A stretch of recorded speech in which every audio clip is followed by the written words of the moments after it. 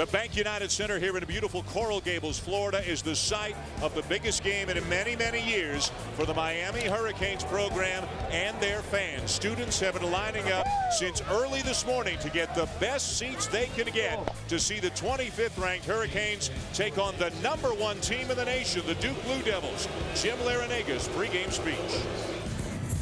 Play hard, play smart, play together. Have fun playing with your friends. You've lived your whole lives for these opportunities. Make the most of it. Let's go.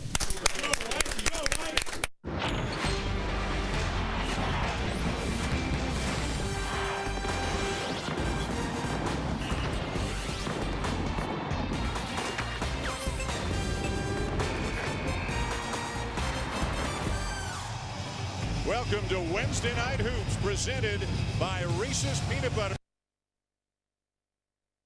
on ESPN, and we are here at Gables.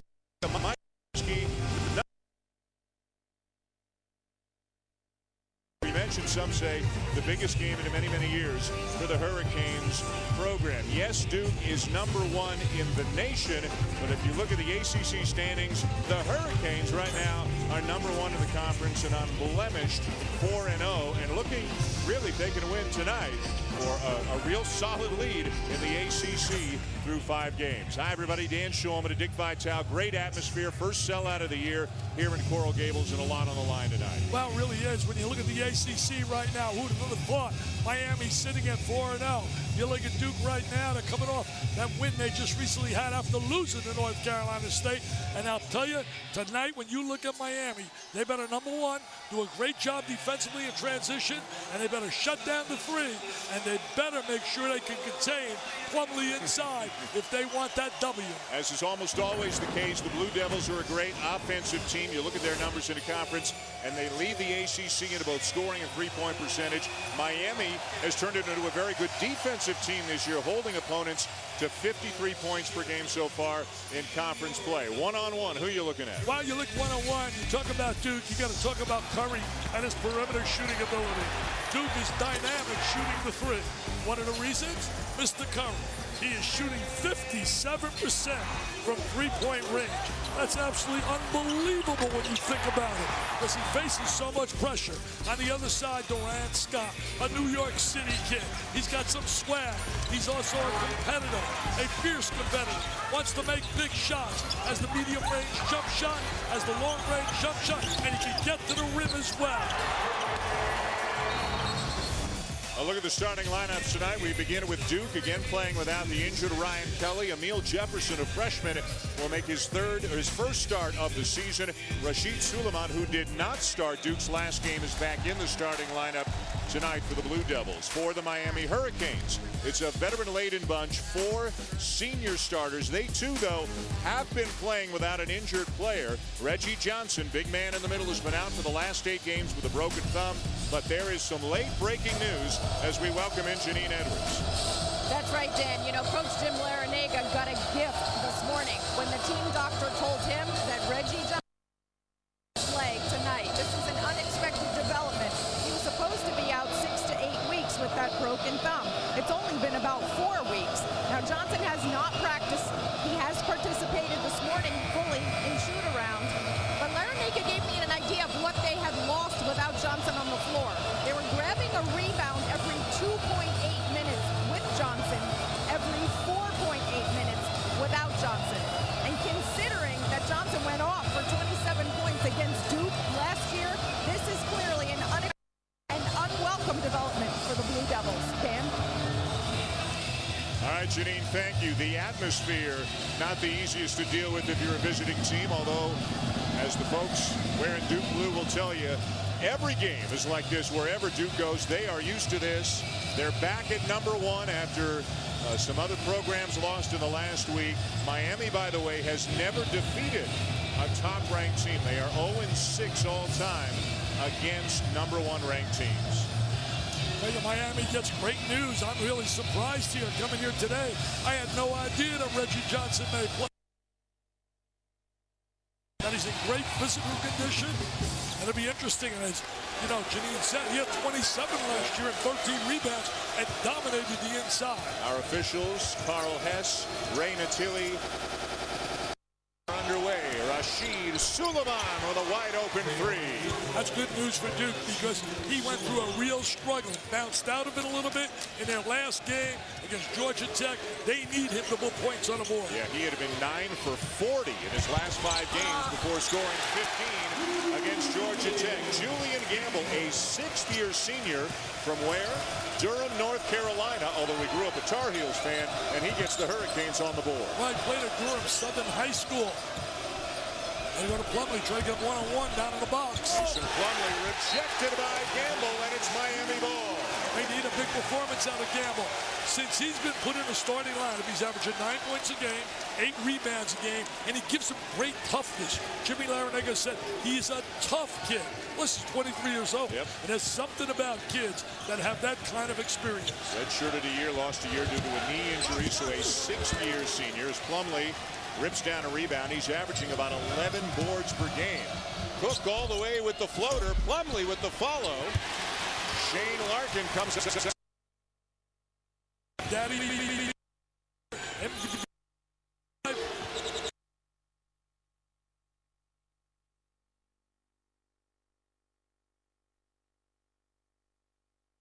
Got a balanced team, Miami, in terms of scoring.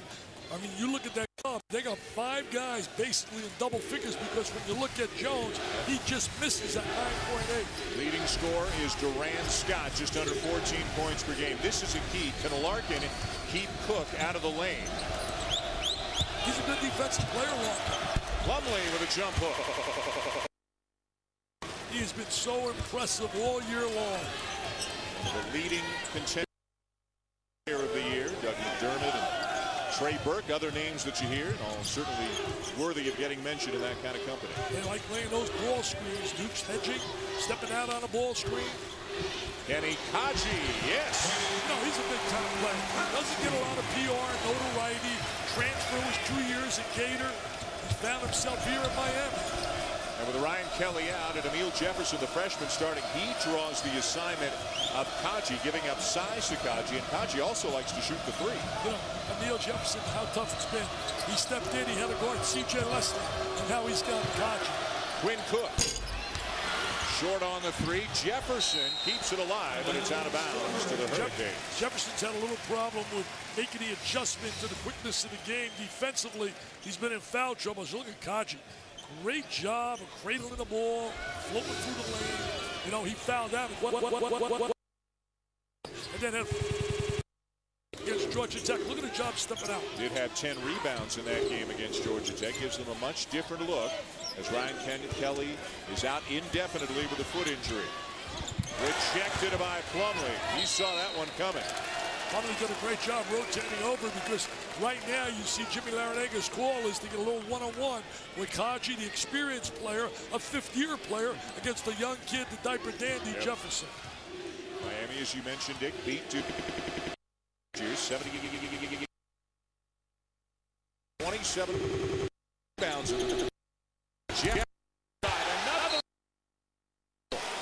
Boy, both teams doing an outstanding job protecting the rim. Well, you know, Gamble, a little chip on the shoulder. Duke and people down there didn't want him, basically.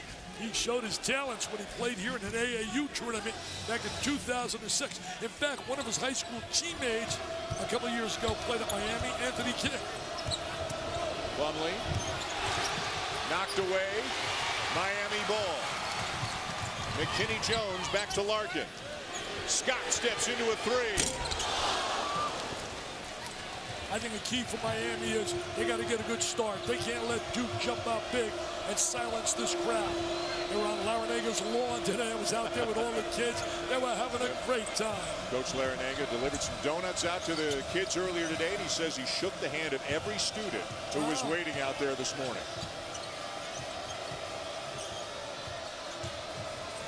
Seth Curry playing through a right leg injury that's been a problem all season. Twisted his left ankle last week. Can't practice. Yep. It'll stay at this end of the floor. Curry might just about 45 of the 63 practices that Duke has had this year, but he is still playing well. Only 2 on the shot clock now as Quinn Cook inbounds. And Plumlee gets free underneath. That is really a breakdown defensively by Miami. Lack of communication. No way with 2 seconds on the clock. I mean, you got to be aware of Plumlee around the basket. Plumlee stepping out. Scott the drive. High off the glass and good. Played at Archbishop Malloy and played at Rice High School. Archbishop Malloy was Jimmy Larinaga. Suleiman misses this 3. Long rebound out to Cook. Duke getting all kinds of looks from beyond the arc in the early going. Yeah, wide open looks. Tough play, tough play. And Kaji goes hurtling out of bounds to take us to our first media timeout of the night. A spirited start here at Coral Gables. Number 25 Miami and number 21 Duke. A 1-point lead early for the Blue Devils.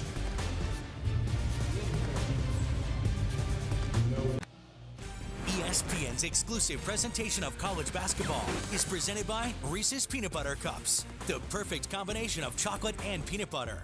And in part by the Volkswagen Passat. That's the power of German engineering. And Wendy's. Now that's better. Aerial coverage tonight provided by Goodyear. Everything Goodyear has learned making tires with game-changing traction inspires what they roll into yours. Goodyear, more driven. We understand we're having some audio issues that we are working on fixing. We appreciate you having patience with us while we work on that. It is plenty loud here inside BankUnited Center at Coral Gables. Dan Schulman to Dick Vitale, Janine Edwards. Duke 7, Miami 6 in the early going. Tell you, one of the keys when you're playing Duke, you better make sure you keep Cook in front of you. You can't allow him to get by you, and that's the job of Larkin. He has to defend him, keep him out of the lane. Josh Hairston into the game for Duke. Plumlee the kick. Cook right back to Plumlee. And tipped up and in. I think Hairston's going to get credit for it as Duke ups the lead to 3. Yeah, Hairston was all over the offensive boards. He's made some really good plays for them offensively on the glass this year in crucial moments. We had him in Kentucky, and he made 2 big offensive rebounds. And of course, getting more minutes, as is Jefferson, because of the injury to Kelly. Larkin with good ball pressure from Cook. Larkin goes the other way. Scoring's really been a little difficult thing for Miami. They've been winning with their defense. Haji wide left on the 3. And the kick back out to McKinney Jones. Good job by Gamble to get Miami another possession. Well, McKinney Jones can shoot the 3. He's got good range. Scott lost it. Off Plumlee, out of bounds. Now you look at Miami. Their 3 losses this year, Florida, Gulf Coast. You say, how can they lose that game? Had no Scott. Jimmy Larinaga told me he's the heart and soul of the team. Here comes Reggie. And it's not Reggie Jackson. Here comes Reggie. He's a big fella. He's almost as big as Warren Sapp. He came over to we took a picture with Big Warren. Nominee for the Hall of Fame. Listen to the crowd going nuts for him. Missed the last 8 games with a broken left thumb. Back earlier than expected. Miami kept it under wraps that he was going to be back in the game tonight. Yeah, I'm really shocked. Curry. And down to the rebound, Kaji. Nice big duo to have with Kaji and Reggie Johnson. And one thing about Kaji, he's a stretch 4 man. He's a guy that can bring you out. Larkin for 3. Oh, his daddy's got to love that. His daddy's got to love that. I used to watch him around spring training out of Sarasota when the Reds trained there. He and Deion Sanders' son. Said Deion's his favorite athlete. Plumlee the kick. Cook the extra pass. Curry a good look. Leaves it short. Follow no good by Cook. Duke missing some open looks. You beat me to the punch. Sorry, you beat me to the punch. They get wide open looks. Eventually, you're going to pay if you don't get on them and try to challenge them on their shots. Now Curry the steal. He's shooting 57% in conference play from 3-point range. 16 of 28. Look at the ball pressure by Scott. And one thing, he's improved. He's got an offensive foul. Got him with the left hand. Got him with the left hand. Carl Hess with the call. Mike Krzyzewski can't believe it. Told us he's amazed by the performance of Curry because he understands how the kid doesn't get a chance to practice. Curry will sit down. Tyler Thornton into the game in the backcourt along with Suleiman. Alex Murphy has checked into the game for Duke as well. Jefferson is back and Plumlee in the middle.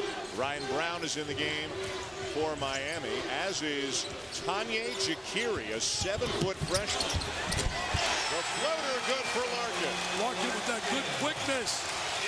Explodes, gets down the lane, competitive. That's what I hear about he and Scott, both fierce competitors. Now a steal by Scott. And the lay-in. Miami leads by 4. Rice High School, same school produced Felipe Lopez. Good start by Miami, playing tough on the defensive end. 7-0 run Hurricanes, the crowd in a frenzy. They've held their last 6 opponents under 60. That's amazing. Mason Plumlee, the save, goes flying out of bounds, but he earns Duke a bucket as Murphy gets the lay-in. Murphy got that score, but think about this, Dan. The last 6 opponents have not been able to score more than 60 against Miami. Something's got to give tonight. Yep. Got a good defensive team with a team that's really strong offensively and also is pretty good defensively. One of the concerns for Duke, guarding the ball screens as Miami runs it almost every time down the court. Reggie Johnson called for the foul, used the left arm to shove Plumlee, and we will step aside. What a start, what an atmosphere so far here in Coral Gables. And Shane Larkin, as he often is, Dick, in the middle of everything for the Hurricanes. There he is, penetrating right again, and there's a little floater, lays it right up for a deuce. And here's Scott with the steal. There's the conversion.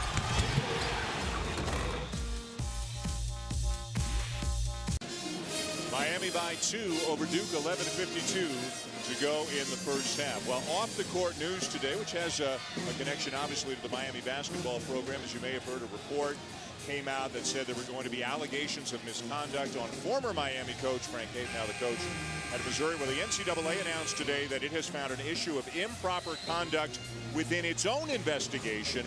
So for the meantime, until they sort that out, there will be no notice of allegations against Miami. It's kind of just a freeze, it sounds like, for a couple of weeks. Well, you know, Mark Emmert, he was absolutely furious if you read some of his quotes with what's happening within the NCAA. I think that's really sad and pathetic. Maybe they should put the NCAA on probation. Put them on probation instead of putting people. It's an embarrassment. And I know how hard Mark Emmert's working, trying to clean things up. I mean, how that can transpire is absolutely sad. It's not over yet, though, as far as the Miami situation. No, this is just it's a delay, right? This means nothing will happen until the NCAA sorts out its own issues, and then if there is anything to be brought down against Miami, it will happen after that. Watching Johnson on the floor, it's going to take him a while to get into a basketball rhythm. Boy, good defense there by the Hurricanes as Johnson and Jakiri combine to meet Plumlee and force that ball out of bounds. Well, that's what they want out of Jakiri. If he can block shots, give him some solid defense, that's all they want out of him. It's a nice matchup here. These 2 point guards going head to head. There's the ball screen again. You better be able to communicate with your teammates on that ball screen. And that was really the value of a guy like Ryan Kelly. Suleiman comes up with a loose ball, finds Cook in transition. Miami, #1, right at the top of their list, is getting back in transition, not letting Duke get some easy points. You know, a loss of Kelly, when you look at Duke, Duke's standard for excellence is winning a national championship. He affects them big time. Are they going to win a lot of games? Yes, these kids are going to win a lot of games, but it's a different team without Kelly. Cook looking a little frustrated. Duke a little stagnant here this trip. Shot clock running down. Jefferson with a 15-footer. Rebound down to Johnson. Duke did a great job. Got the open shot. They're having a tough. I haven't seen Duke have such a tough time shooting open shots like here tonight. Saw Ryan Kelly sitting on the bench. His right foot in a boot. Out indefinitely. No timetable for his return. Cook has really developed into a heck of a point guard. MVP over there when they played in the Bahamas. That's great competition. Minnesota, VCU, and Louisville, the 3 teams they beat down in the Bahamas. Let's check in again with Janine. Well, Dan and Dick, you heard Coach Krzyzewski telling us, hey, we're still trying to figure out who we are without Ryan Kelly on the floor. He said, we are a different team now. And assistant coach Steve Wojciechowski told me, we need some opportunistic scoring. We just don't have the scorers without Kelly on the floor. and we do need more defense and more defensive rebounding, and it looks like they are struggling in 2 of those areas tonight so far. Tell you one thing, Janina, is they double up on a post, they kick it back out, wide open. Wide open. They're going to make you pay sometime, obviously, if you keep giving them wide open shots. But that was created on the double team. Tell you, Duke is #1, and deservedly so, based on their resume. But if you ask me, the best team in America I've seen thus far, it's Michigan. As Mike Krzyzewski said it before the game, he said to us, every year everybody says this year is so wide open and so many different teams. He says in all his years, this year, he says, without question, he feels, is the most wide open year as Scott hits a long three. You got a Louisville and a Michigan and a Florida and Indiana. It goes to Arizona, Kansas. I mean, it is going to be one heck of a March Madness. You're getting me all pumped up here, Danny Schulman. I know your mom and dad are in the house, coming to Paradise, Sarasota. Oh, it's beautiful this today. Game. I gained about 70 degrees on my flight yesterday coming down here. And Carl Hess with a whistle and a foul away from the ball going against Miami. Noon Saturday, it's a Big East battle. Louisville, after losing at Villanova last night, they'll try to get well, take it on Georgetown at noon Eastern, 7 Eastern. Dick and I will be up in Raleigh as North Carolina State. Boy, one of the most puzzling teams in the nation lost to Wake last night. North Carolina State takes on North Carolina. Those games on ESPN and also live on Watch ESPN. They're going to find a way to win those close games. Lost a heartbreaker to Maryland and won to Wake Forest. Freshman had a big game. Devin Thomas for Wake Forest. Gamble back into the game for Johnson for Miami. Kaji loves the three. He can stretch defenses. Mike Krzyzewski was raving about him. Raving before the game. Said not only one of the premier players in the ACC, he said, but he's one of the premier players in the nation. Hairston looking inside. Cook open on the wing. Misses the three. And Gamble holds off Plumlee for the rebound. It's a 13-4 run right now for the Hurricanes. And that's what they want out of Gamble. Just lay some screens, lay your body on people. Give us maybe a little offensive rebounding. Plumlee down with a board. Too much the ball in his hands there. Not enough movement. Cook. Hairston couldn't handle the pass. Got numbers, man. 3-on-1. Give it up. Scott behind the back, and Murphy fouls Gamble. 3-on-1. You got to come up, score. Now they got to go to the free throw line to try and get some points out of this possession. There it is right now. Look at this. 3-on-1, baby. 3-on-1. Around the back. Now from the rear. Hey, shooting the basketball. I was talking to Mike Tirico today. Obviously, Mike does a great job for us. And we're talking about shooting the basketball. I mean, last night you got Wisconsin and Michigan State. You got a three-point shot. You got a shot clock. And neither team can break 50 points. It's unbelievable. Yeah, and you see that a lot in the Big Ten. And the discussion is how much is good defense, how much is bad shooting. Or how much is too much control, not allowing kids to really utilize their gift and their unbelievable talent. But the bottom line, you could say it was ugly. The time is up when they got in that plane, flying back to Lansing. Yep. It was absolutely phenomenal. Any coach will take an ugly W over a beautiful L. I like that. As Gamble misses the free throw. As Mike Krzyzewski talking to the guys, talking maybe about a little dinner to Prime 112 right here in Miami and South Beach. Great place to go. It's fun fighting him. Mike Krzyzewski, 943 wins. Tops all time among men's Division I coaches. Jimmy Larrañaga, of course, had the great run at George Mason, led him into the Final Four in 2006. He's won over 500 games as a head coach, now in his second year here with Miami. That was one of the most unbelievable runs that I've ever witnessed in my years at ESPN.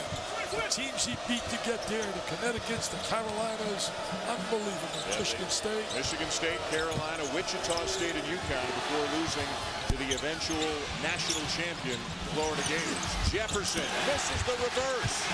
Boy, and Duke is missing good looks inside and outside here in the first half. And I see a little frustration in the body language right now. And with a tough catch back to Larkin. You know, every game they play, they're in for a battle. Everybody plays at such a level. It's almost like the national championship to the moment, to the fans and the players and the coaches. as soon as they see that Duke uniform. The biggest game they say there's been here in many, many years, and Kenny Kaji and the Hurricanes responding to the challenge early.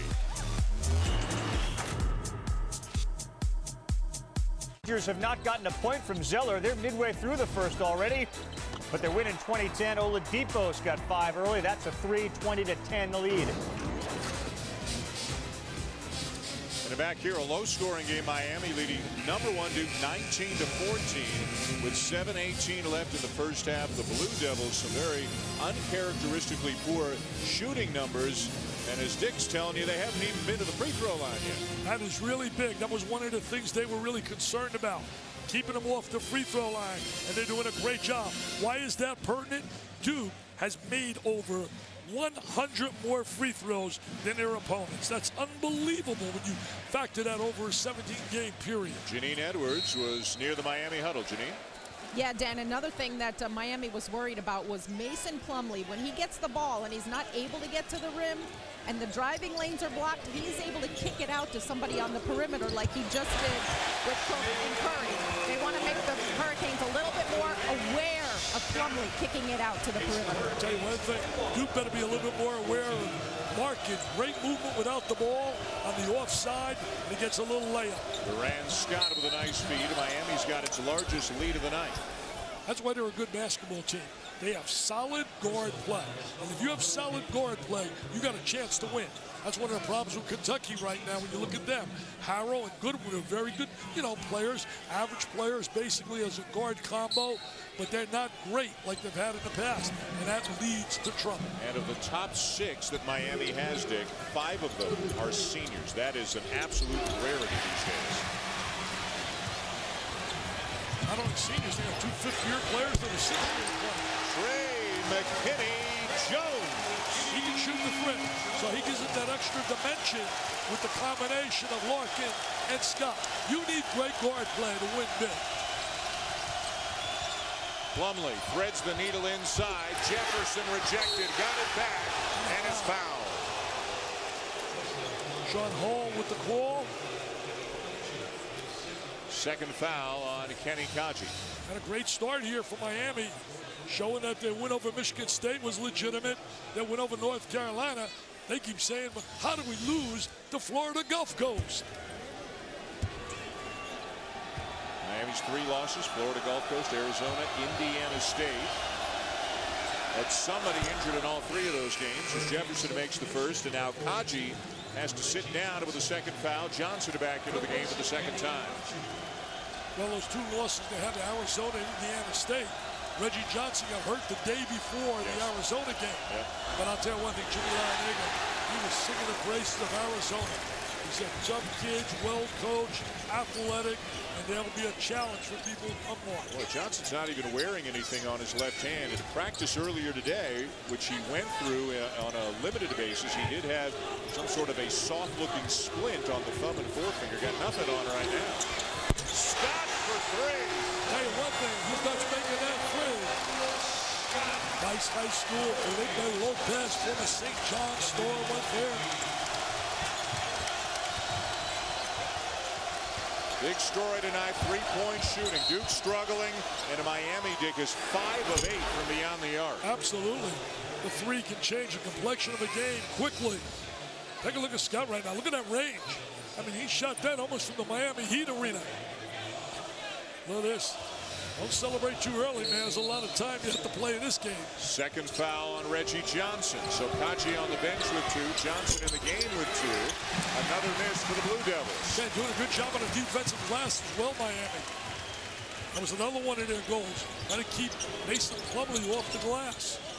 Larkin into Gamble. Got a mismatch over Jefferson to a certain extent, but he missed the jump hook.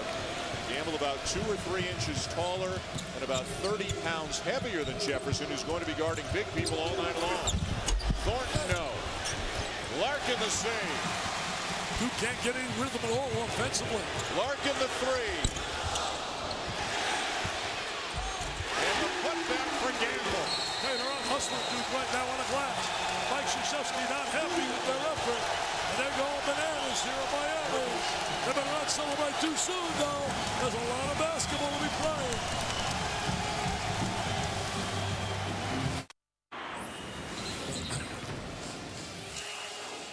The electricity in this building before the game began tonight, it was palpable. A huge game for the Hurricanes, trying to beat a top-ranked team for the first time in program history. There's a long, long way to go, but Jim Larenega's got to be thrilled with the first 15 minutes tonight.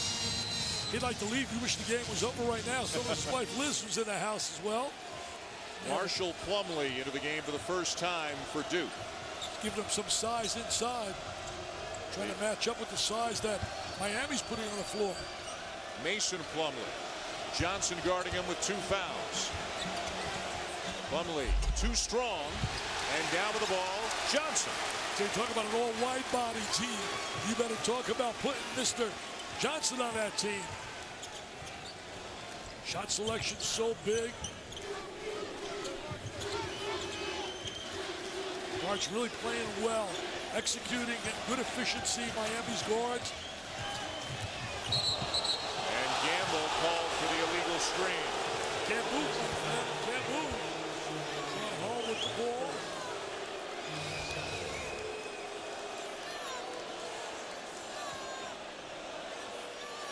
Sean Hall saying he was sliding, and he pointed motion to his left shoulder, saying Gamble got him with his shoulder. You know, Jimmy Larenega was one heck of a player. Went to Providence. Came out of a great high school program. Played for one of the great coaches of all time, Jack Curran. Who, as he told us before the game, Hall of Fame, is still the coach. Absolutely. At 82 years of age. And winning his coaches basketball and baseball. I'll tell you, it's all working for Miami now. It is all working. I wish they didn't have to come back out here after halftime. A dozen for Duran Scott. Look at Duran. He could do no wrong. He could do no wrong. He did not play in that loss against Florida Gulf Coast. As you said, every one of their losses, they had a key element out of the game. Who knows when the last time this has happened? These things happen to even the best of teams. But Duke's on the wrong end of an 18-1 run right now. Haven't seen that too often. Haven't seen that too often. They were up 14-13. Make it a 19-1 run for the Hurricanes. They're a different team. I mean, I don't want to harbor that point, but it's a fact, man. You lose somebody like Ryan Kelly, it changes your rotation, it changes your substitutions, it changes your defense. He is just one of those special players, especially for the Duke system. Cook. Oh, a little layup doesn't go down for him. That tells you the night they're having. Timeout on the floor. Wow. 19-1 Miami run, and a big lead for the hometown Hurricanes. Right around the corner, Indiana. They are in a Big Ten battle with Penn State. It's been a game of runs. Indiana has 2 of them. Penn State has only 1. Zeller's finally scored. They're about the 4-minute mark, and Indiana's got a 23-14 lead. Full highlights coming up. And the logistics of the game looks at Arizona as they get set for the Bruins. UCLA off a loss, and now on their toughest road trip of the year. And back here in Coral Gables, the Duke Blue Devils are 6 for 30. They are shooting 20% so far in this game, and they're just 2 of 11 from three-point range. And they're also not able to get to the free throw line, where they make over 100 more free throws thus far this year than their opponents. They've only been to the line 2 times. They're 1 for 2 tonight on the free throw line.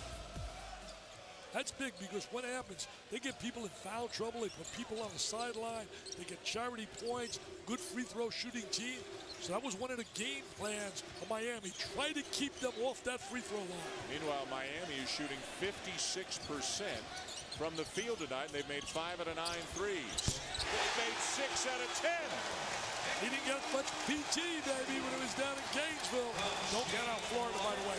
I agree with Reese Davis. I think that Florida's Gators, when they get all their players, have a potential championship team. A 22-1 run. Johnson called for the foul, his 3rd. Came from the rear.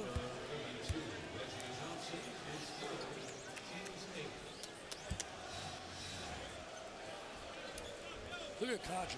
I mean, he just squares up, stretches that defense. They call him a stretch 4-man. Inside, outside, go to the interior. perimeter. Shot over 40% from three last year, in the mid-30s this year after 2 out of 3 tonight. Plumlee misses the free throw.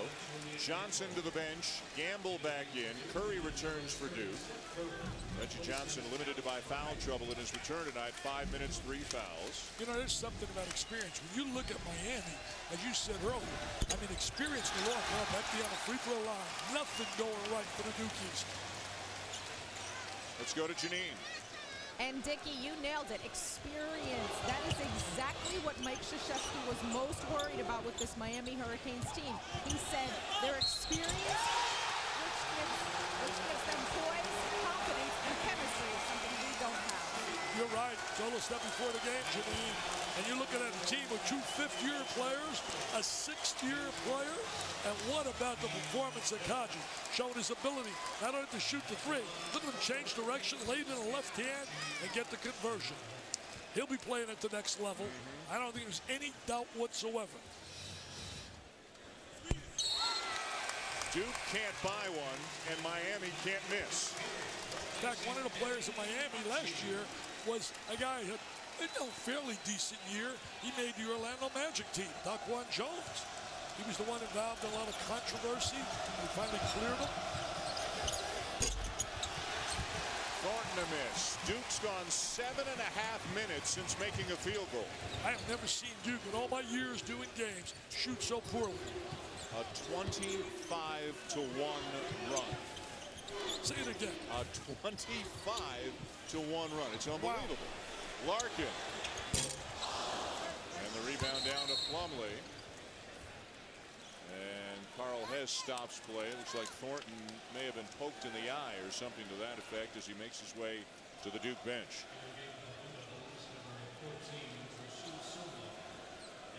I mean, this team has some impressive wins. When you look at their resume, the teams they have beaten have been amazing. As you said earlier, in that tournament, beating the likes of Minnesota, VCU, Louisville.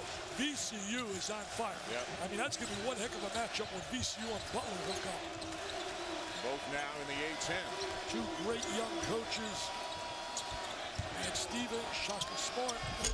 Plumlee, no. The follow good for Jefferson. It took 8 minutes and 13 seconds between field goals for Duke. One of the rare times they didn't put a body on the offensive rebound. Rebounding got right to the glass, to bring the lane. Jefferson's going to be a very good player. He's got length, he's got quickness. And a timeout called by Jim Larinaga. Jimmy Larinaga worked for years in the ACC under Terry Holland out of Virginia. Now we got a great looking NBA matchup for you Friday night. It'll be the Spurs, led by Tim Duncan against Dirk Nowitzki, and the Dallas Mavericks. NBA Friday presented by State Farm. Coverage tips off with Kia NBA Countdown at 7:30. Then it's the game itself at 8. Jimmy Larinaga said he thinks the last time you called the game he was involved in was when he was an assistant at Virginia and Ralph Sampson was there in about 1981 or 82. Meanwhile, Mike Krzyzewski having a somewhat spirited conversation with Sean Hall, one of the officials. Tell you one thing I remember doing a game, Virginia and North Carolina. It was unbelievable. Virginia was up like 16. Carolina was number 1. Virginia was number 2. Ralph Sampson, they're up by 10. And Carolina scores the last 11 points in a row and had the Super South by the name of Michael the Magnificent. And then I went on and said, inch for inch, pound for pound. Forget Ralph Sampson. The best player in America is Michael Jordan. Then I had to go to Charlottesville. That wasn't easy. Shaqiri looking inside for Gamble. Now finds Scott. 5 to shoot. Scott cradles it and hits it. He's having one heck of a half. Going to bottle it, baby. Bottle it. 15 for Scott. Doing a good job defensively, offensively. Suleiman, good defense as McKinney Jones stays with him. That is their strength. They've been a tough defensive team. How tough?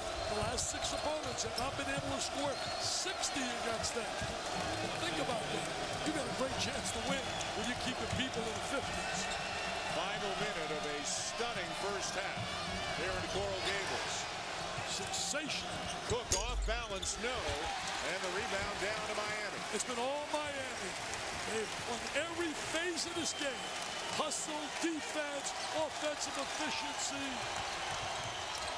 Larkin the lob, and Shaqiri can't finish. Larkin gets it back and hits. Hey, you don't want it?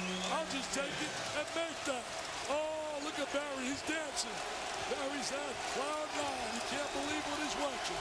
And as a father, I'm telling you, he feels better now than when he hit a grand slam to win a game. Shot clock turned off. Look at that defense. Look at the way they're getting down defensively. I mean, do they feel it? Look at that stance. Look at that stance. Right off the Curry. Count it. And that basket will count for Duke. About the only bright spot in a dismal first half for the top-ranked team in the nation. Look at the shooting numbers for the Duke Blue Devils, and look at them for Miami. A 23-point lead highlighted by a 25-1 run midway through the first half. Janine is with Jim Larinaga. Well, Dan, I was in the locker room when Coach Larinaga told his guys, keep it simple and keep your poise. How are they doing so far? Yeah, we played very well in the first half, but it's a 40-minute game. You know Duke, what they are, what they're capable of doing. We've got to put this half behind us and get ready to play a great second half. Why have you been able to hold them to 20% shooting so far? Well, we're pretty good defensively, and they've missed some open shots. I mean, that combination has worked well for us. And if they get on a run, how do you react then? Well, that's when you got to keep your poise. All right, Coach, we'll see you in the second half. Thank you. All right, Janine, thank you very much. 42-19 Miami. What a scene here at Coral Gables. Time now for the UPS halftime report. Back to the studio with Carl Ravitch and Seth Greenberg.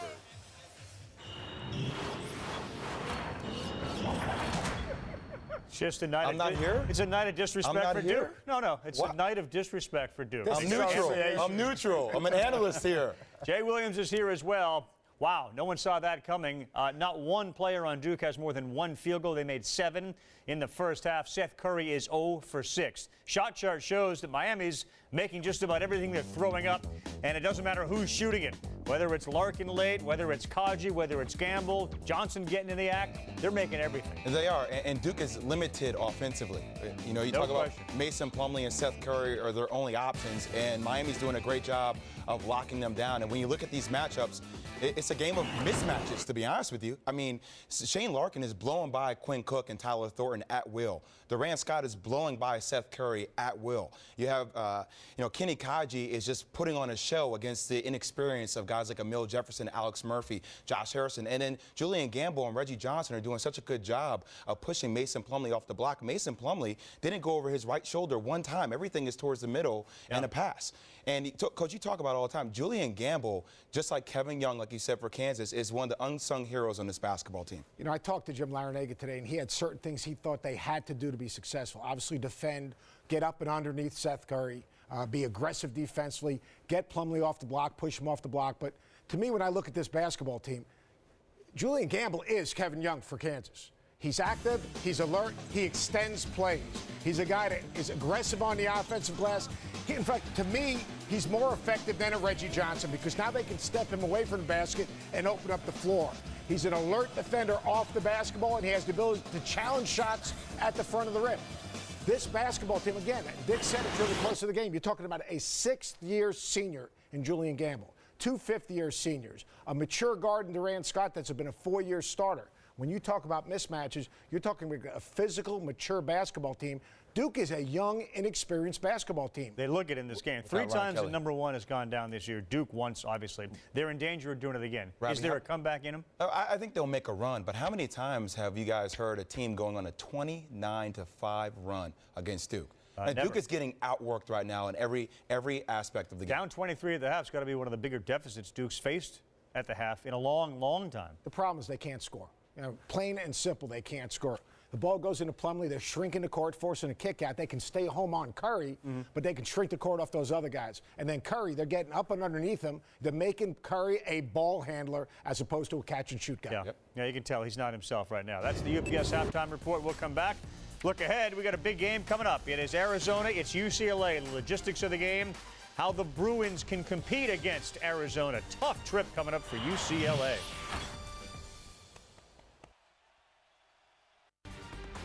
This halftime report is delivered by UPS. Let UPS put the power of logistics to work for you. With Seth Greenberg, Jay Williams, Carl Ravitch, you're looking at Jack Harbaugh. He, of course, is the dad of the two brothers who are going to be in the Super Bowl. He's also the father of Joni Crean, who's married to Tom Crean, the coach of Indiana. So a lot of coaching talk going over the Thanksgiving plate and table. Yogi Ferrell with a drive. Hoosiers up 7-zip. Oladipo then buries a 3. Oladipo with 7 points. The thing I like about Indiana, they lead the Big Ten in defensive field goal percentage, holding their opponents at 37%. Penn State only 29% in the first half. Will Sheehy, that's huge for Indiana. They need to get something out of their bench. If you score an 84 a game, which is what Indiana does, and you combine that defense, you'll win a lot of games. How about Butler leading LaSalle? It's a close one, 28-23. LaSalle with a 3-guard tandem that can really score the basketball. Coach Butler playing really good, hard-nosed defense. It's hard to score against. Butler does not beat themselves. You've got to beat Butler. All right, Thursday we got a lot of good action. Michigan very well could be the #1 team. Duke, by the way, has trailed by this many only 6 times.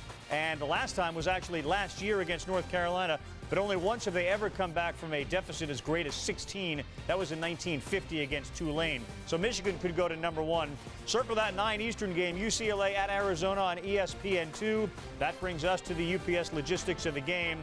And the Bruins coming off a loss to Oregon. So how are they going to beat Arizona, Seth? Both these teams excel in transition. It's in the half court and special situations. Sean Miller, the winningest coach in the Pac-12 since he's become head coach. But right here, you see a really nice job. Brandon Ashley sets a pin down. Solomon Hill tight curls it. Nick Johnson does a good job of getting below the 45 to get an angle to feed the post. Ashley pushes his man up the lane. That's terrific execution in the half court. Again, this is an Arizona basketball team that has good balance between experienced players and young freshmen, talented freshmen. Then Arizona goes into their horn set, and if you show on the screen, you have to force Mark Lyons to go back towards half court. If you allow him to turn that corner, Coach, he is dicing you apart. Again, Lyons does a nice job as a senior of keeping his dribble alive and turning the corner and getting to the front of the rim. Good backcourt play in both of these teams. Both guys, Lyon and certainly a couple of guys on the Bruins, want to be the best in the country. This is great execution right here, coming off the stagger screen. Jordan Adams, he waits on the screen, curls the screen, gets to a soft spot of the defense. He's a big-time mid-range jump shooter. And here's great execution. Off a little slice action, that's Shabazz Muhammad. We're looking to get him posted up. But Missouri does a nice job. They switch Lawrence Bowers, no post up, ball's reversed. And this is the growth of Larry Drew. He gets in the lane, draws a second defender. And Shabazz Muhammad, he shoots over 52% on catch and shoots from the 3. Big-time shooter. Big-time shooter who disappeared in the second half in that game against Oregon. He went for a bagel. That has to change. And again, this is a young player that has the ability to get in the lane, but he really struggles off the bounce, scoring off the bounce. He's a catch-and-shoot player. He's a guy that can post. He needs to catch the ball in transition. The key to me, who's going to execute in the half court? Right. Will it be UCLA? Will it be Arizona? The team that executes in the half court they're going to run. will win this game. Both teams are going to score in transition. You know, also, I'm very interested to watch the backcourt play. I mean, guys like Nick Johnson and Mark Lyons, I mean, those guys have made big-time play after big-time play. And this is a young, both are young basketball teams, but I like the ceiling that Arizona has. I think Arizona can go a lot further than UCLA can. All right, we'll come back. What a first half it has been if you're a Miami fan. The Hurricanes rolling all over the Blue Devils. Kenny Kaji and company getting the job done. Logistics of the game is delivered by UPS. Let UPS put the power of logistics to work for you. This halftime report is delivered by UPS. Let UPS put the power of logistics to work for you. All right, ACC Pride, Miami unbeaten in the conference. Georgia Tech, North Carolina, we'll see them at 9 o'clock Eastern time. You think Carolina's hungry, huh? Yeah, I think they are. They have to play like they did in the first half against that Maryland team. They won that game. They're defended. Exactly. When they defend and they're engaged, they're a good basketball team. All right, our game has been so one-sided. 42-19. Miami is leading Duke. I'm not sure this feels like it's going to change. Here's what they need to do. It's a very simple game. They need to get stops and need to make shots. So here's how they're going to do it. They'll bring Battier over from the Heat. Battier, good. Bring in Williams. You're bringing me All right, and we're going to get him maybe ready to make a couple of jumpers off screens. He's only in Orlando. It's a short trip, and maybe they can get back in the game. This is a gut check for a basketball team that's in the face of adversity. And they have to step up, and it has to come with passion and heart. That's all. Rand Scott has 15 points. Duke has 19. Kenny Kaji's got 11. See the second half unfold next. ESPN's exclusive presentation of college basketball is brought to you by Wendy's. Now that's better.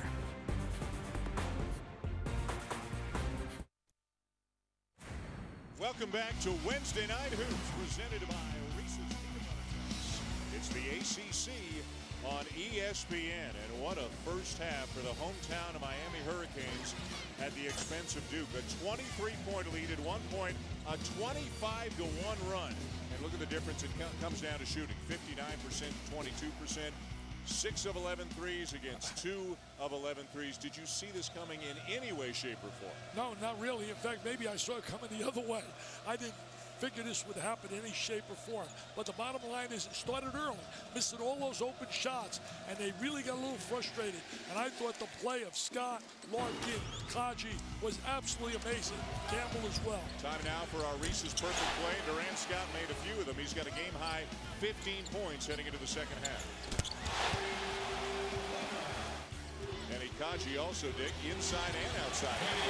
He was really brilliant, really made some great jump shots, shows his range as a shooter, able to get to the rack as well, and their defensive effort was superb. They really contained Duke on a perimeter and didn't put Duke on the free throw line. That was major. One of the largest halftime deficits, as you can see, in Duke's program history. Gamble fouled by Curry in the opening seconds of the second half as we check in with Janine. Well, guys, normally when the Blue Devils come out of the locker room, they're walking and they're talking amongst themselves. Hey, guys, let's go, 20 minutes. This time they came out of the locker room walking, purposeful, heads down, but no one said a peep. And assistant coach Chris Collins said to me, we're showing no fight whatsoever. We are not fighting resistance anywhere on the floor, and especially not around the rim. Miami is screening hard and pushing their offense. So we need to start fighting that resistance, and we especially need to control Larkin and Scott. Dan? Well, one can only imagine what it was like at halftime for the Blue Devil players. You know, I agree with him. No doubt. I think that he said it really well, Chris Collins. They did not fight like a typical Duke team. They got frustrated, and they didn't make shots early. And Miami really was the aggressor in that first half. That foul on Curry, by the way, is his third. He is also scoreless tonight. 0 for 7 from the floor, 0 for 4 from three-point range as Scott hits again. He's having what a night. What a night. He's making like LeBron here tonight, man. Scott with 17. I want to know who gets the headline tomorrow in the Miami Herald. Does Miami or the Heat? Because the Heat's playing tonight, too. The Heat are playing tonight as well. I think if you take down number 1, though, that's the headliner. It's got to be the headliner. Never been done before in Hurricane history. Plumlee can't finish. Numbers for Miami. McKinney Jones. Right there, beating him on the glass again. Out hustling him. Give him a second opportunity, and they convert again. They are just taking him to the board, my friend. They're taking him to the... steal by Larkin. You talk about frustration. And then a rebound as well. They're taking him to the shed and giving him a beating, as Chris Fowler would say. Look at this shot. This is humiliating, embarrassing. Pride, my friends. That jersey that says D-U-K-E has a lot of pride and passion for the guys that have worn that jersey. Can't even imagine what a Bob Hurley's thinking about watching this. Or a guy like Christian Laettner, tenacious competitor, one of the greats ever to play college basketball. Mike Krzyzewski just took 3 players out of the game. Suleiman, Curry, Jefferson going to his bench. That play by Larkin, catching Duke napping. Zipping in there, getting the steal, uncontested layup. It's gone from bad to worse for the Duke Blue Devils here, opening up the second half. Well, they're only down 30. They're only down 30. Can you believe this? Cook inside, no. And Thornton runs down the loose ball. And stepped out of bounds. Thus far, for the minutes that have been played, I have to say this is the poorest performance I have witnessed out of a Duke basketball team in the years I've sat on courtside. But I don't want to minimize the effort and the performance of Miami as well, because they have really played exceptional basketball. At one point, it was 14-13 Duke. It's a 36-5 run since then. Getting right by people, getting open shots. Gamble. And Plumlee down with a rebound. Alex Murphy into the game early in the second half. Redshirt freshman.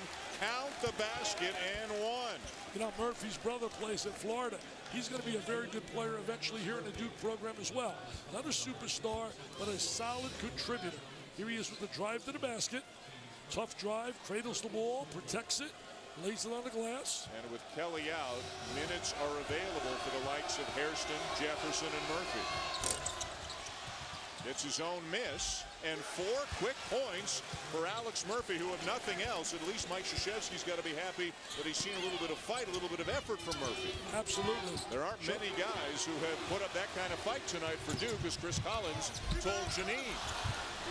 See, right there, going to the basket. That should have been a layup. That ball should have been down. Nobody checked him. Hook to Plumlee, and a foul. It's a fired-up huddle right now for the Duke Blue Devils. The scoreboard doesn't reflect it. They're down 26, although they do have the last 4 points. And Plumlee will head to the line. It's going to be interesting in the ACC now. Everybody thought, you know, preseason the talk was all North Carolina State, and they have not lived up to expectations. They have really not done the job, especially on the road. You want to be a super team, you got to win those games, and you got to beat a Wake Forest at Wake Forest. Miami off to a 4-0 start in ACC play. It's the first time they've done that since coming to the ACC. 3 of those 4 wins, Dick, on the road. At Georgia Tech, at Carolina, when the Tar Heels wilted in the last few minutes of the game in what had been a very close game, and then at Boston College. Miami still has to go to NC State. They still go to Duke as well on March the 2nd, a game you can see here on ESPN. Larkin evades the traffic. He's a real good ball handler. Oh, he got fouled. Had a chance to talk with his dad, Barry, Hall of Famer and our colleague at ESPN at halftime, and he is just so proud of what Shane Larkin has done. Shane told me a story this morning that he used to hang around with Barry and the Reds back when Barry was a player. And at that time, you know, guys like Tony Perez and Pete Rose, they had retired, but they were still around. And Shane learned to hit from Pete Rose and Tony Perez. Not bad. Not bad. Then he goes plays Little League ball, and his coach says, "Who taught you to hit like that?" He said, "That's not the right way to hit." And Barry says after that, Shane said, "Well, I can't play for these coaches anymore," and he quit baseball and took up basketball after that.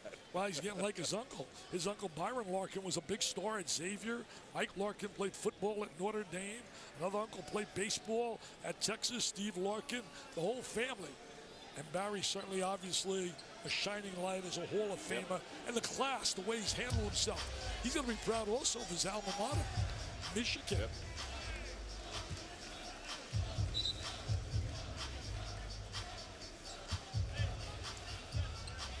I think the crowd is stunned. I think the crowd, as loud as they've been at times, they're sitting there, they can't believe, looking at the scoreboard, what they're saying.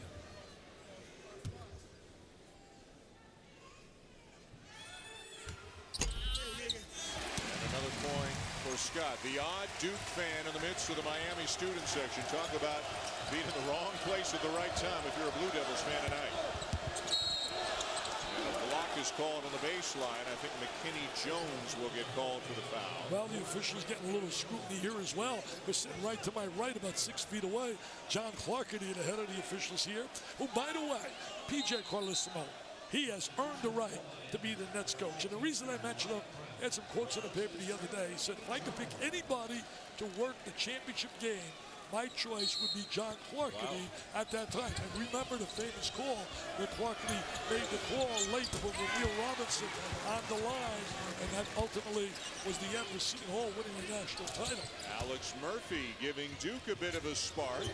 He has come into the game and has 7 points here in the second half, 9 on the night.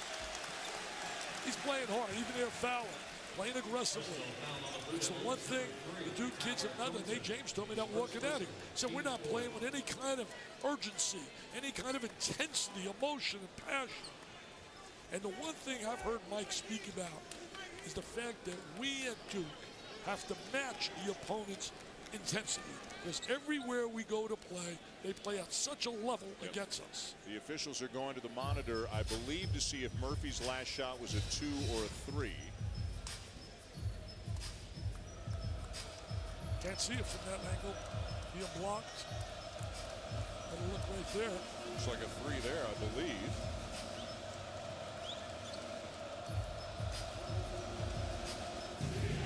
You have better eyes than I do. Is that toe touching that line? They ruled it a 3 when they made the call, and it will stay a 3. So it is a 3 for Murphy. 51-28 the score. Miami in command.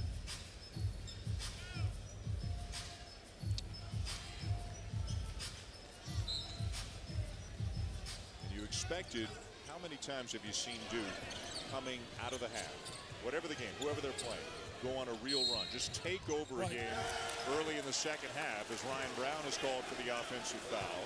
Well, especially this year, they've been really strong in the second half. Mike with the adjustments, the team's pride, they come out.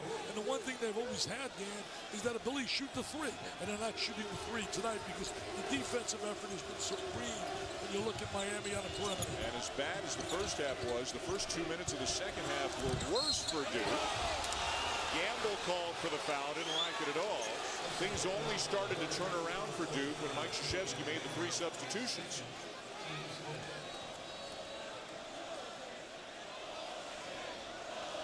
I saw him one time make a mass substitution.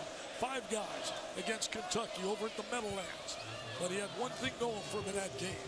Came back with the starters, and one kid by the name of Jason Williams. By the way, went bananas. He went bananas. He lit up that place. My apologies, Jay Will. We were not told you were back in the studio. I dissed our guy Jay Will back in the studio. Oh, really? Back to Carl and Seth. Well, the reason we didn't know Jay Will was back there. I knew he was back there because I got a note in text. He said, please mention me in my game against Kentucky. So did I take care of you, Jay Will, as you text me? How did I take care of you?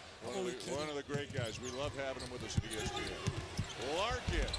Yes. Oh, his daddy's jumping with joy. So is his mom. I mean, he's really playing excellent basketball. Penetration. That's really been the ability of Cook. But tonight, look at Larkin giving chase and knocking it away from Cook. What pursuit by Shane Larkin, and Barry loves the effort. Well, you know, he leads the league in steals. Shane leads the league in steals. And we're going to talk to the Hall of Famer, the proud papa, Barry Larkin, when we come back.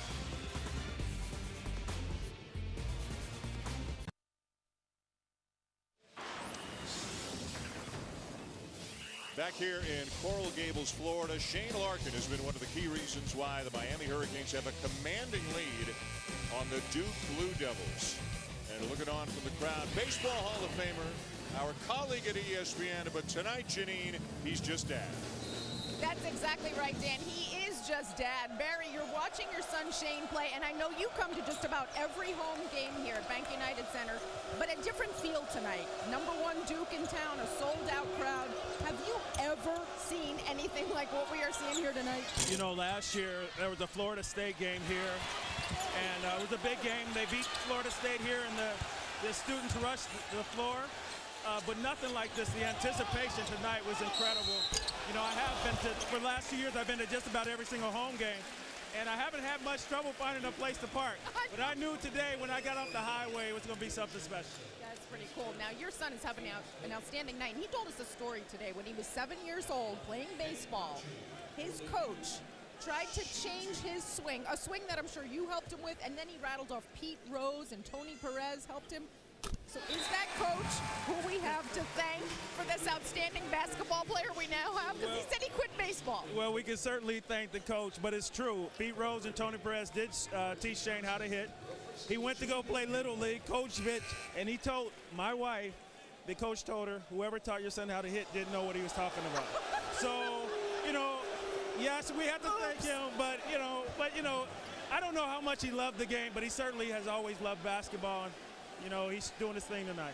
He is doing his thing tonight. You've got to be very proud. I'm very proud. Thanks. Thanks, Barry. All right. Janine, thank you. Barry was just beaming at halftime when we spoke. Shane also played football, but broke his ankle his freshman year of high school. So that's when he gave up football, devoted himself full-time to basketball. And all's well that ends well for the Larkin family and for the Miami basketball program. He's having a heck of a night today, there's no question. Suleiman misses the three. And Reggie Johnson wraps up the rebound. God, what a present that is, as Janine said earlier. Getting Reggie Johnson back a lot sooner than they expected. Suleiman the foul. They're going to be right up there in that ACC now. They're going to have a little breathing room if they maintain this lead and finish the night 5-0 in conference play. And again, it's not a balanced schedule in the ACC. You don't necessarily play everybody twice. You play 7 teams twice and 4 teams once. They've already beaten Carolina. They still host Carolina. They've got to go to NC State. They've got to go to Duke. But a win over number 1, assuming, and they're up 25, if they can win this game, beat number 1 and go to 5-0 in the league, that's going to be a bit of a statement around the conference and around the country. I'll tell you one thing, if they lose this game, it'll be probably the worst loss in the history of Miami basketball. I think of Miami basketball, I think about number 24. A guy that can stroke it with the best. Oh, you look at, oh, there's this jersey. Banner up there. Rick Barry. Yeah, numbers retired. Talk about a scoring machine. Ryan Brown at the line for the Hurricanes. He's a big-time three-point shooter. Yet you look at his statistics, they don't show it. Shooting like 20-some%, but he made 4 big threes and had 22 points against Georgia Tech.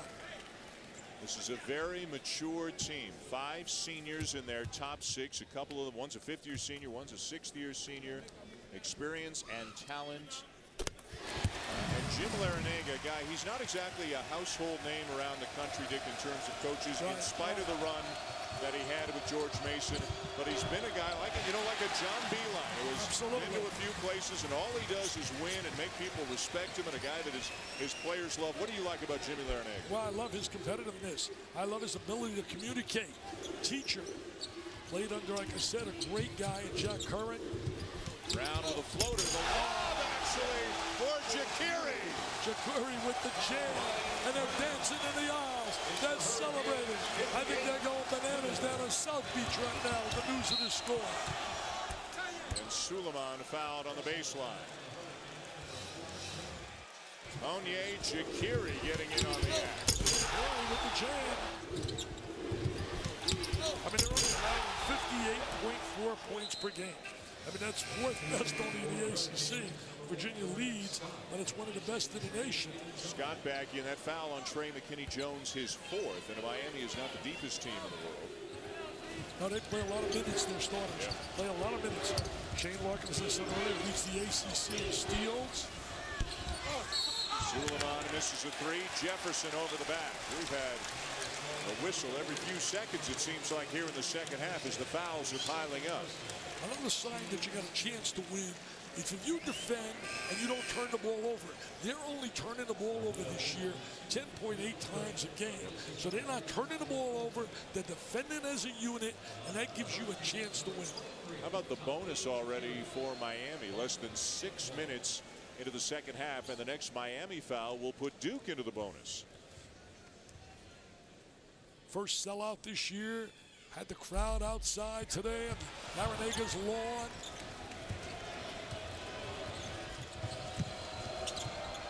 They have really done a job on Cook. Cook's had really a subpar night, considering how well he's played all year.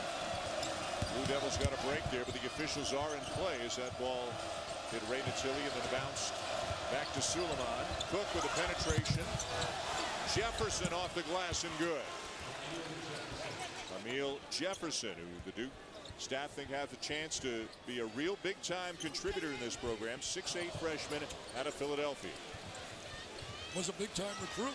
Was recruited by many people. He's got a lot of talent. He's got size. He's got length. He's got quickness. Plays hard. He's a little switch stepping out off Jakiri. Good balance right there. Good spacing. Great spacing right there by Miami. Murphy knocks it away from Johnson. Alex Murphy's done a great job here in the second half for Duke. Now Jefferson inside off the feed from Suleiman. 2 diaper dandies hooking up for a score right there. got to make things happen defensively. You try to get a little respectability. You can't trade buckets with them. Even with what has felt like a better effort in the second half for Duke, Miami's actually added 1 point to its lead since halftime. Count it. They're going to wave it off. He got fouled prior to the shot. He did. He got fouled prior. They're trying to get him on the board offensively because he is such a vital part of their team. You got to give help on him on the inside, so he spreads everything out. They're 1-on-1 already.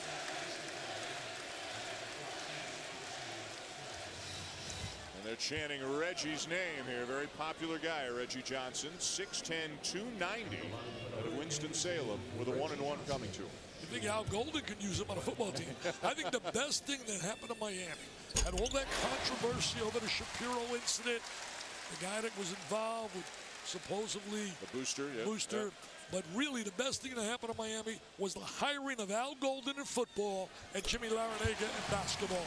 Two guys that were not aware of all the things that were transpiring. And the bottom line is both bring an incredible winner's attitude and doing things the right way.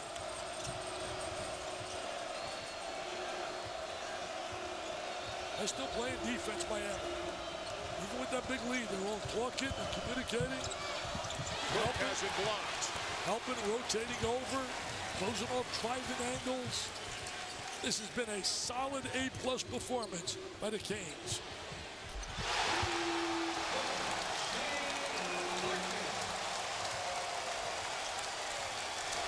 And Shane Larkin does it again.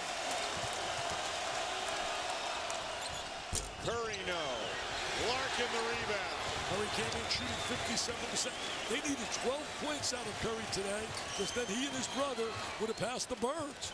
Larry and his brother Eddie Bird. For second all time among brother combinations. Marshall Plumlee down with a rebound. The Hansbrough, by the way, are first. If Seth stays healthy, the Currys will wind up number 1. Murphy with a left hand, and he's into double figures now with 11. He looks very active, too.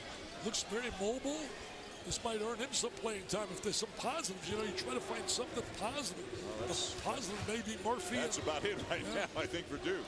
Well, you know, Jefferson in a couple moments, too. Marshall Plumlee figures to get some minutes. He's out there right now. Back into the capable hands of Larkin. Boy, has he seemed in command and control all night long. Handles that ball so well. If you're Jimmy Larrañaga, he doesn't think this game is over yet. I'm watching him on the sideline. He thinks, wow, we got an eternity to play here yet. Cook is fouled by Larkin and will step aside here at Coral Gables, where it continues to be all Hurricanes routing the top-ranked team in the nation. That's putting it mildly.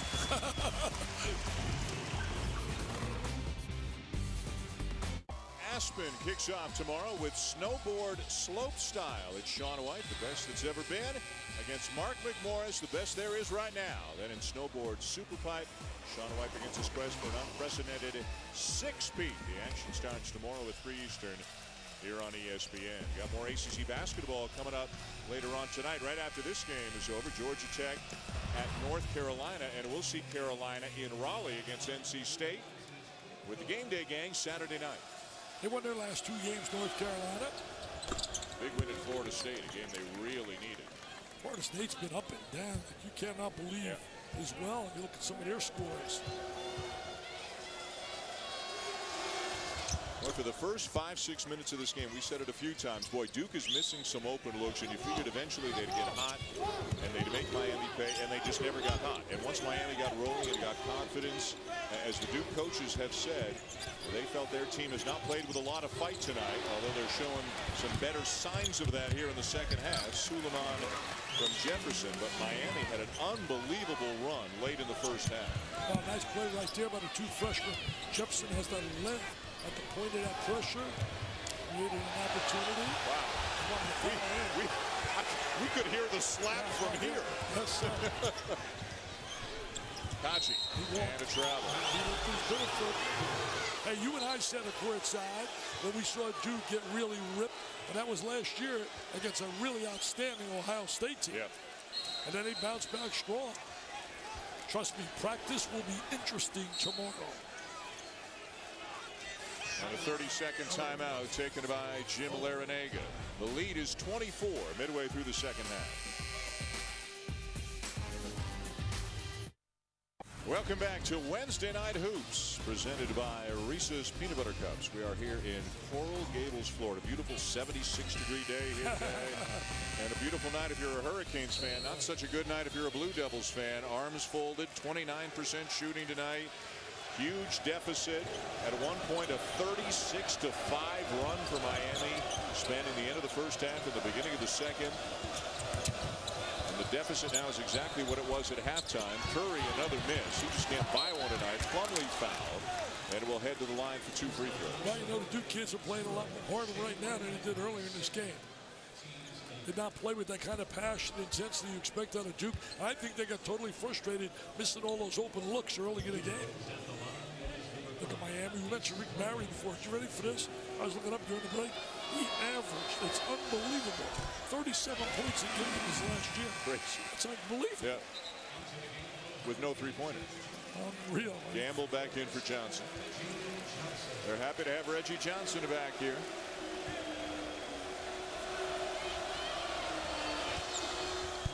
And 1 of 2 for Plumlee. Do you think the Cameron Tracy's are going to be unbelievable when Miami arrives in town to play them in March? Larkin with a full head of steam and the slam by Kaji. It's been all Miami, man, doing anything they want. They get fast break layups, defensively. It's been a Miami show here. I mean, you expect this maybe football, but not basketball. Plumlee with a left hand. Even though football and Duke's got a lot better. Evan Cutcliffe doing a good job getting on ball this year.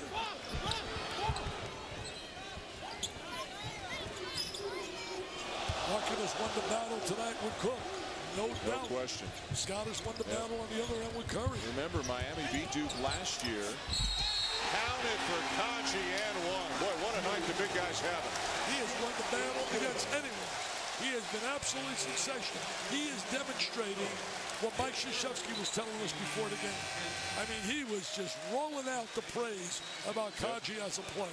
6'11", 240, senior, shoots the three, good rebounder and shot blocker, doesn't play with his back to the basket very often, but as we've seen tonight, he can put it on the floor and get to the basket when he wants to. You know, Dan, it's hard for me to believe he averages 12 a game.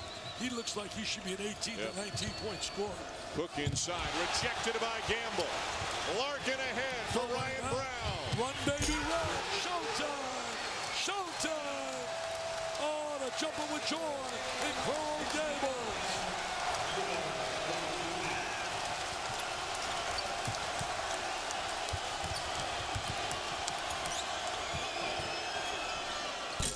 Murphy and miss. Gamble the rebound.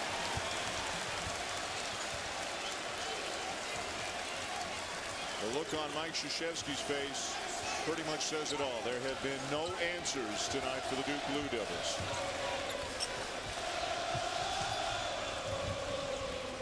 Playing with such confidence. Every possession, you can just feel the confidence. Scott misses a runner. Here's Curry.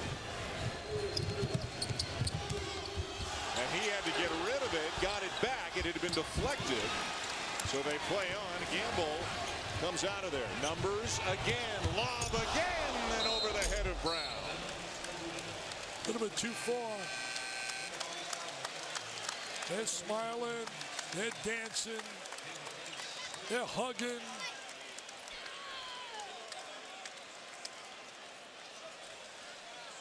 They have just played fundamentally great basketball. They played hard, they've executed, they've defended, they played as a team. They have ball movement, player movement.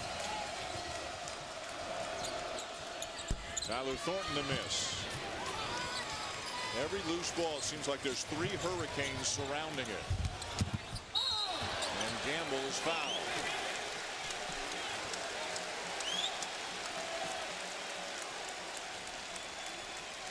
Well, my friend, Mr. Schulman, it has been all Miami. Take a look at the lob up on top. Mr. Kaji with the jam. And then we're going to watch Mr. Brown. It is showtime. Up and away, the elevator man.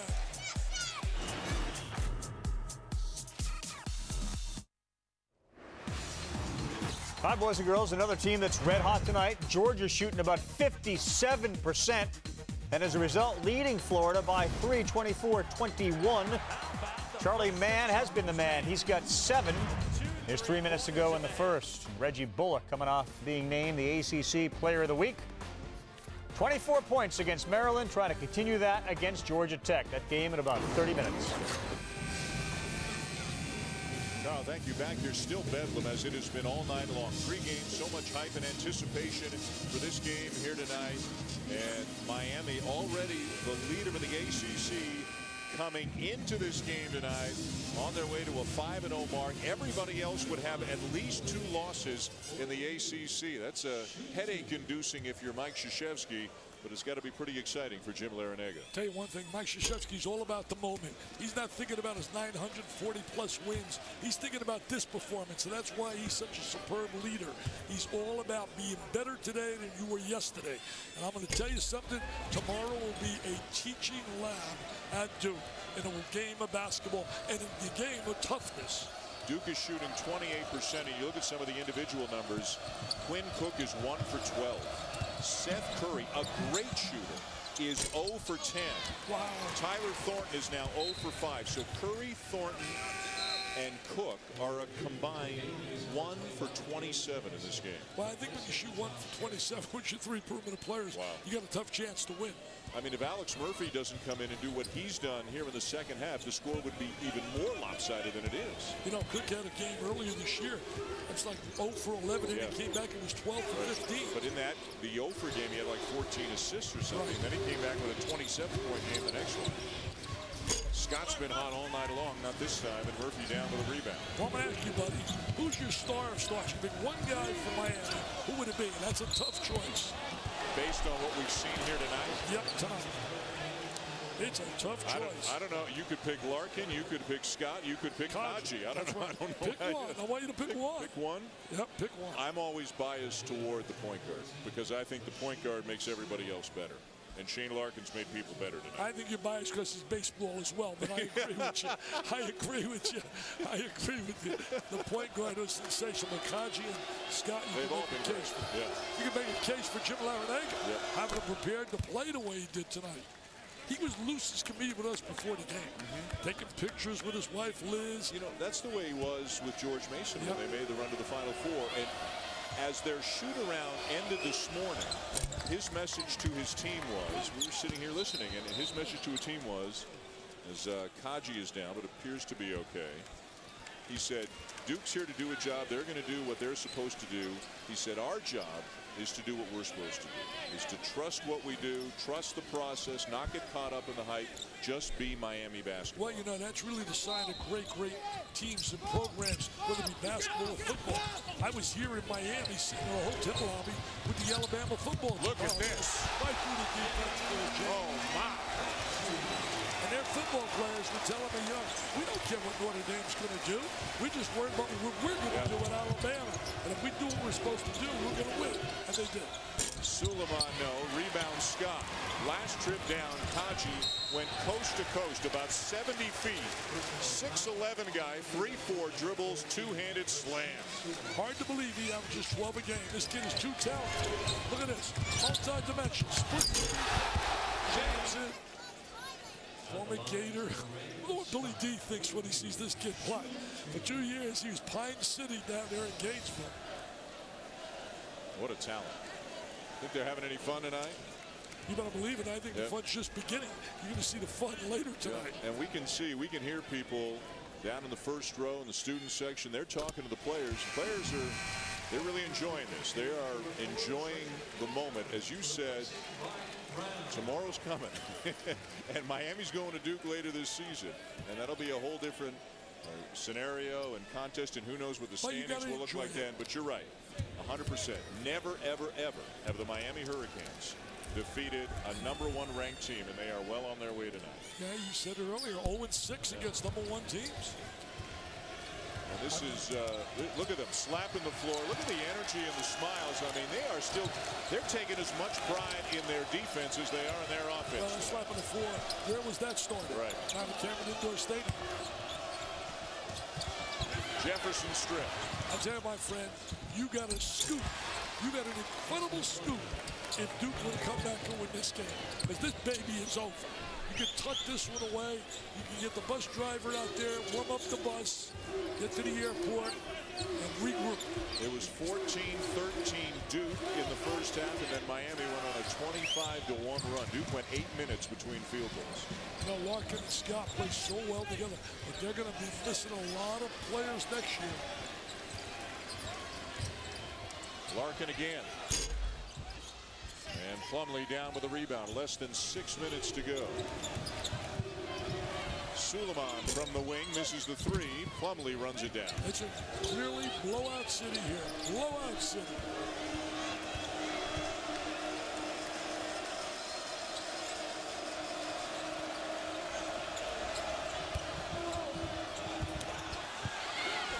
They play on. McKinney Jones.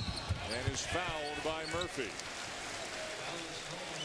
ESPN's Journey to the Tourney is a season-long spotlight on the games that will impact the tournament Thursday night. It's a Pac-12 battle between UCLA and Arizona. The two teams expected to compete for the Pac-12 title, but Oregon has thrown a wrench into those plans. But this is still a very, very big game. We'll have the return match, by the way, as part of our game day package. That'll be on March the 2nd from Pauley Pavilion. Hey, Dana Altman's done a great job with that Oregon program. Had that big win, stopping a 10-game win streak for UCLA. Now they got to regroup and go up to beat Arizona on their floor. Sean Miller's kids have found a way to win a lot of close basketball games. Talk about transfers. I mean, they got the kid from over at Lyons who's done a great job for them. Yep. Xavier. Yep. Wells transfer. And by the way, Xavier's done a heck of a job, Chris Mack, when you think of the fact of the players he lost, losing Lyons and losing guys like Wells.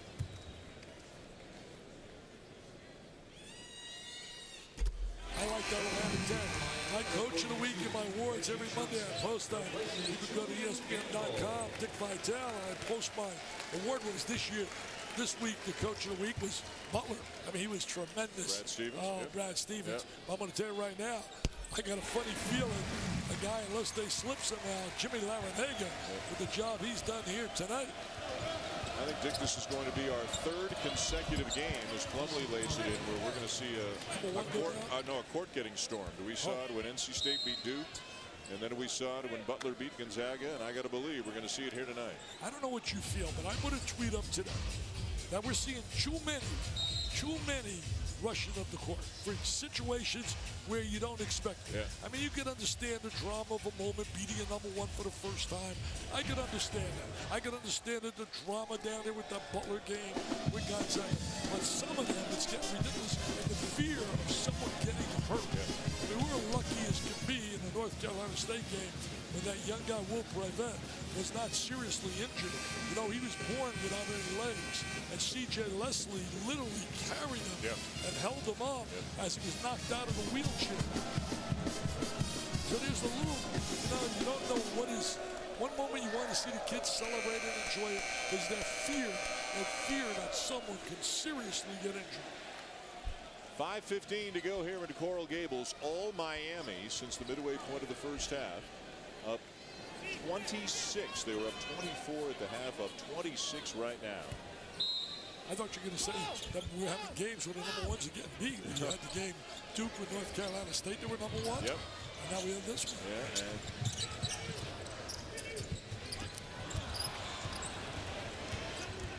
Suleiman comes up with a steal. Pass deflected. And the Hurricanes have it again. And McKinney Jones was leaking out for a dunk. But the ball is out of bounds back to Duke. As you look at the current AP top 10, Duke on its way to losing here tonight. Does that mean if Michigan holds serve and does well this week, that the Wolverines will advance to number one? Already it's gone from Indiana to Duke to Louisville back to Duke and now apparently to somebody else. Look at Louisville getting beat last night by Villanova. You can understand losing to Syracuse. I mean, now you get on Syracuse, a heck of a basketball team. And usually a Louisville team or any team that Rick Pitino coaches, the second time after a loss, especially against someone they should beat, they really usually respond. But Jay Wright's kids did a great job and were able to get that win over Louisville. But let me tell you, when it's all said in March, you better still include when you look at the best possible teams to cut the nets there, the Louisvilles, the Indianas, they're going to be knocking on the door. Too many points. We're going to be having Michigan and Indiana on February 2nd. How's that and on going to be? February 3rd is the Super Bowl.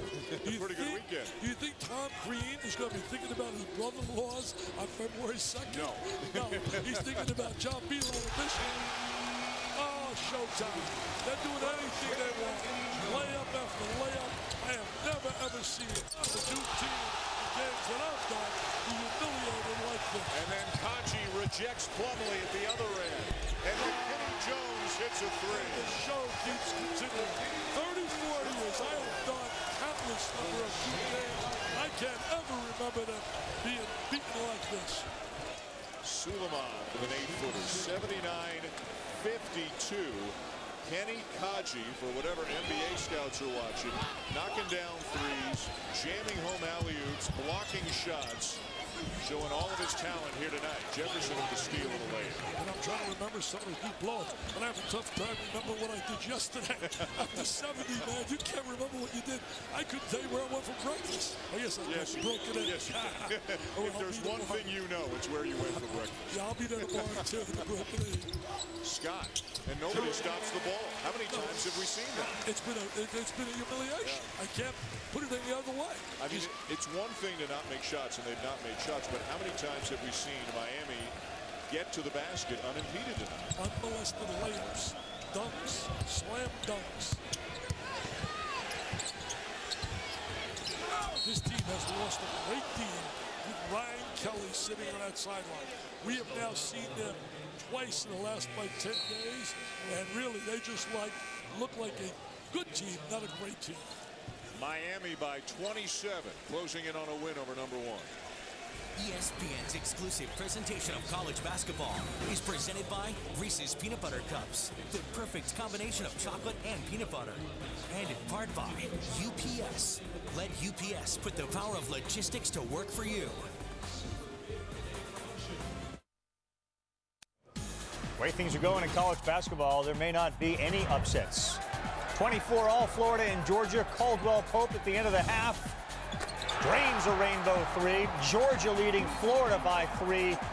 That one has gone to the timeout. How about this? LaSalle beats Butler 54-53 for the love of the A-10. Is it really an upset, Coach? Is it really an upset? I think it's an upset. I like the coat Roy's got on tonight. Ooh, styling. I like it a lot. Less than 12:40 to go until tip-off between Carolina and Georgia Tech. Well, it seems, Dick, the only predictable thing about college basketball is the unpredictability. Butler losing at LaSalle, number 1 Duke, down 27 points here tonight. This will be as lopsided a loss as Duke has had in about 15 years. Well, I'll tell you one thing you got to really be careful for Jimmy Larinaga is the next game.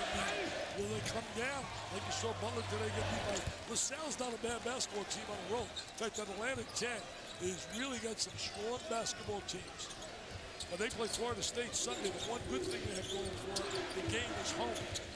Do you think Duke will take, I mean, Mike Krzyzewski's going to worry about his team and why they didn't play well, but do you think they'll take any offense at the number of alley-oops and the slapping the floor on defense and some of the other things they've seen here in the second half, and do they have a right to take offense at those? Well, I think they will. I think there's no question of a little chip on their shoulder next time they play it, because it's almost like a slap in the face. But you know what? They have no one to blame but themselves. They really don't. They did not play defense tonight. We just saw another unmolested layup. They didn't challenge anybody. They got to the basket, Miami, anytime they wanted. I sometimes have a problem with that when teams worry about, what this guy did. Worry about what you do. Just play basketball and win. Plumlee the save, but throws it away, and Larkin's out ahead of the pack. Look at this. How many times have you seen a Duke team give up layup after layup after layup after layup after layup after layup after layup after layup after layup? I think you made a good point. And you really made it. We have never seen a game like this. Another block by Kaji. What a night Kaji is having. You want to talk about stock up. Kenny Kaji with the performance tonight. Well, I was really marveling the way Mike Krzyzewski spoke about him, I knew he was pretty good. And Mike knows basketball, so when he speaks, you listen. Look at this shutout. Look at this embarrassment. Look at this embarrassment. They will use this as a teaching tool. That coaching staff is too good sitting across from us. Hall of Famer, Olympic winner, guys on his left and right, destined to be outstanding head coaches. Mr. Wojciechowski, Chris Collins, they were observing all this, and it's all setting in. But they have known their team really let them down tonight with the effort. Get ready after the first free throw. Scott has fouled out, so he'll come out now. Are we going to put up a rush of the boy hit tonight? It's coming. Yeah, it's coming. You know, it's been and so. Now here come the starters, Dick. And here comes the ovation. Their job well done. Look at the joy on the faces of these players.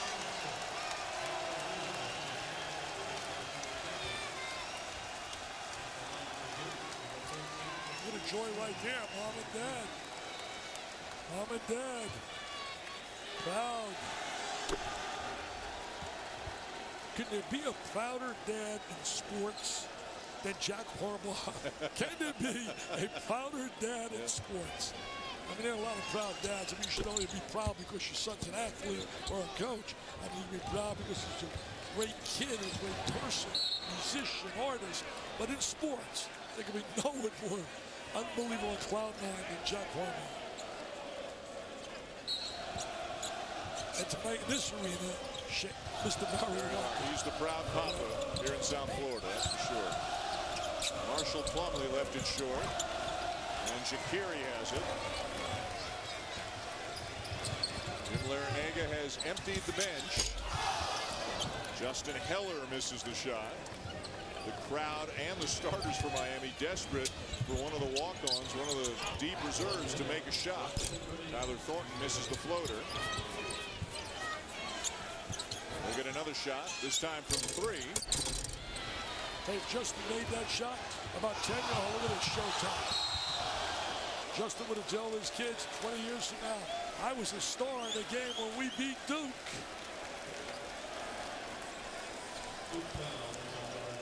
The largest margin of defeat for Duke in the last 15 years is 27. They're down 32 right now. Eric Swope is at the line for the Hurricanes. I'll be honest with you, I thought we were going to see at least Duke challenge a little bit more in the second half. In fact, I told you in the break, I said, this could be a game if Duke can take that 23-point deficit and get it to the 10-minute mark, about 10 or 12 down. There's no way. Never got close. Never got close. Never. Had one little burst of about 2 minutes when Alex Murphy played really well. They got it down, I think, to 19. That's about as close as they got. Suleiman finds Jefferson. Miami just played harder, played with confidence, and ran the Blue Devils right out of the gym. Did a better job defensively, did a better job executing offensively. I mean, they haven't put points on a board like this. But this is interesting, too. The last 6 teams that Miami has played have not been able to get over 60. And here they are with 32 seconds on the clock.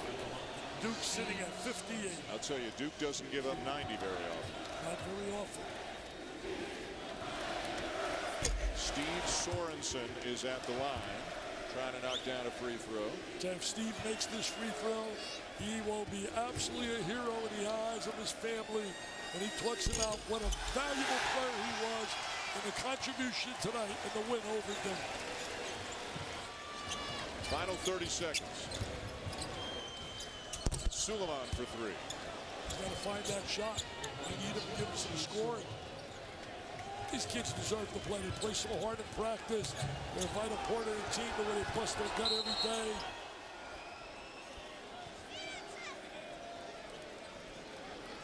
For the 4th time this year, the team ranked #1 in the nation will lose. For the 2nd time, it'll be Duke. And Duke will drop to 16-2, 3-2 in the league. Miami will go to 14-3, 5-0 in the ACC, and a 2-game lead over everybody else.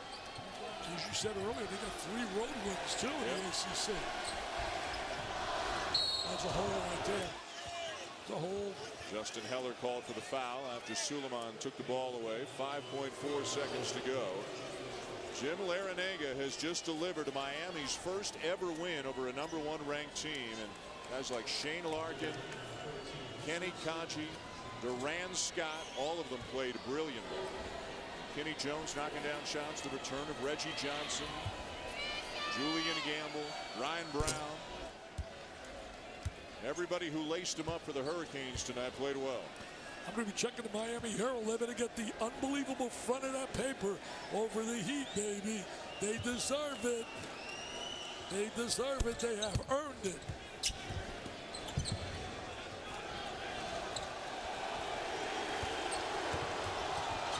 And it's over. Here they come. Here they come. This wacko in front of him. What's he doing? He's doing a little dance. Oh. The celebration begins here in the Coral Gables. The Miami Hurricanes not only beat #1, they destroy #1 as they take out Duke 90-63 here tonight.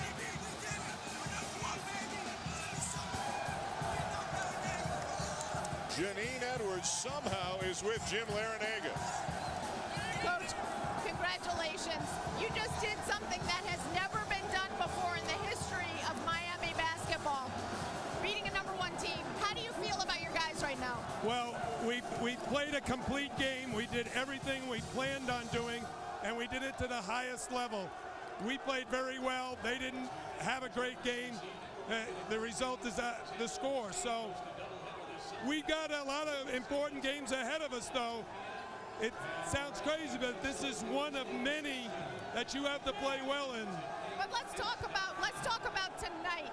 What worked for you? You were clicking on all cylinders, defensively, offensively. What made that work? Well, I think our guys were very ready. We had a week to prepare. That was huge. We got some time to rest. We got Reggie back, which I didn't know until late today. And he did a great job of giving Julian some quality rest. Shane and Duran were great, Kenny great, so just a great team effort.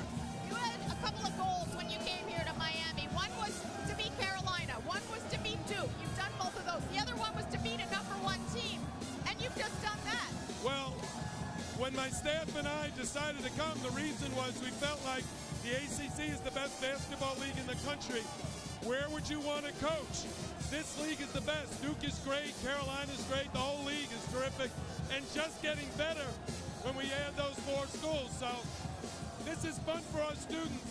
They haven't enjoyed this kind of experience very often, and now we got to go back at it. We got Florida State, our arch rival, coming in. All right, well, don't think about Florida State right now. Enjoy this victory. Congratulations. Thank you. Wow, what a scene here in the Coral Gables. A 27-point win for Miami over Duke, the 3rd most lopsided win ever over a #1 team.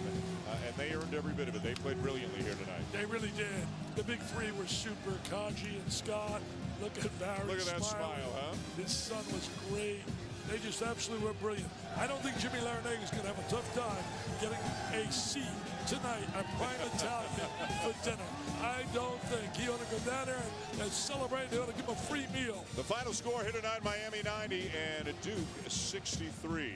For Dick Vitale and Janine Edwards, I'm Dan Shulman saying so long and thanks for watching as we send you to Georgia Tech in North Carolina.